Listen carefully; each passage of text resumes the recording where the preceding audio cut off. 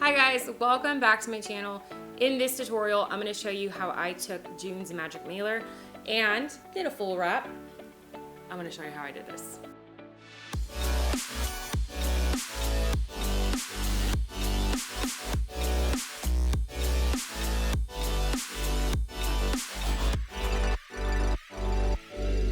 So first up, we have our Hogg Skinny. This is a 30-ounce taper. I strongly suggest using a template to get a straight wraparound cut. Some of y'all don't need it because y'all are badasses. I, on the other hand, I need a template. So I ran this through my silhouette and it trimmed it out perfectly and it made wrapping it super easy. I don't want to take anything away from this vinyl. I love it so much. So all I did was just wrap it and trim it out with some red chrome vinyl, and I sealed that baby. This is my own personal tumbler. I will be using this when I step out in my shopping spree in fabulous style because I love everything that's going on here. So there you go. And then we have our sour candy. This one is also in my June Magic Mailer and it is exclusive to my subscription group. This is a skinny straight Hogg 30. So we have a tapered and then we have a straight. You know, I was really loving these templates, so I just stuck with the template and I went ahead and I cut out a straight 30-ounce template as well. Made it super easy. All right, so I'm gonna walk you through this because I know that doing a full wrap can be a little intimidating for some. Like I said, I used a template for this tapered cut because I got really tired of my designs being slanted. So I just said, you know what? I'm gonna send this through my silhouette. I'm gonna get a nice measured tapered cut. And lo and behold, it was so freaking easy. So once you send it through your cutter, I'm going to peel away my excess. I'm using a prepped, sanded 30-ounce tapered tumbler from Hogg. And now is the scary part. I'm gonna peel away from the backing and I'm gonna lay it flat on the table and leave it completely vulnerable. Take my Windex and spray the back of this guy. You can do the whole rolling it on or peeling it off little by little. For full tapered wraps, I prefer to do the wet method because it's a little tricky and you can slide this guy around if it's not perfectly placed the first time you lay it down. So wet method, as long as you squeegee all the water out, you should be good to go. We're gonna pull it tight. We're gonna make sure it lines up.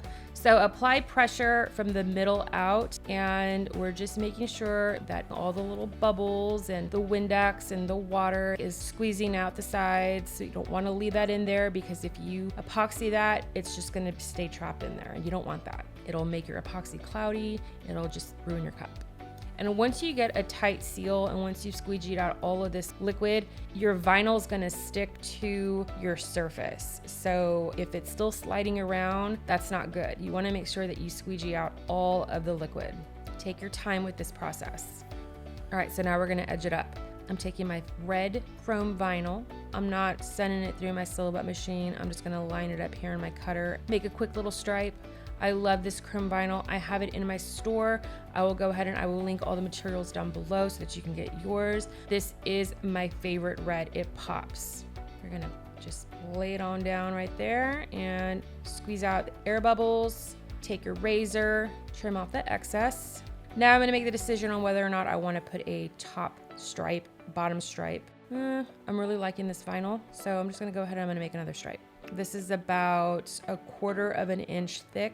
And this vinyl comes with a plastic film on top of it just so that it doesn't get all scratched up. So if you happen to get this vinyl, make sure that before you send it through your silhouette machine, you take that plastic cover off of it. If not, it's gonna mess up your blade. Just gonna walk it on out and make sure I'm putting pressure as I walk it because no one likes bubbles in their vinyl. And you're done. So now that we did the tapered, let's go ahead and let's do the straight edge. This one's gonna be a piece of cake. I am really freaking lazy, so I did the stencil as well for this guy, which means it's going to be no problem wrapping him around. I'm still gonna use the same method, I'm still gonna use my Windex. This time the only difference is you're gonna see me putting a little bit of Windex on the actual tumbler and not on the vinyl. You know, I'm always looking for different ways to do things. This way was a whole lot easier because I didn't spray the vinyl. I only sprayed where I was putting down the vinyl. So if I messed up, this is a straight edge, I can see the edge of the stainless steel. If I messed up, I could just pick it back up and lay it back down. This required a lot less squeegeeing out. I'm putting it down and just making sure that I have everything lined up. If you have any stubborn spots where the air is trapped or the liquid is trapped, you can take a little pin or you can take the edge of your blade and just make a small, tiny puncture hole and the air should release.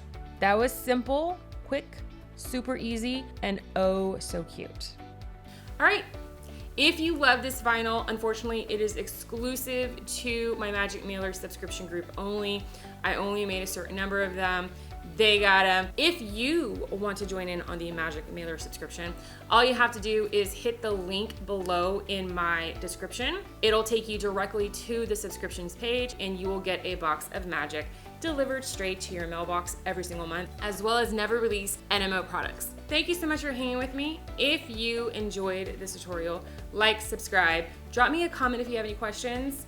I will be seeing you soon. Take care.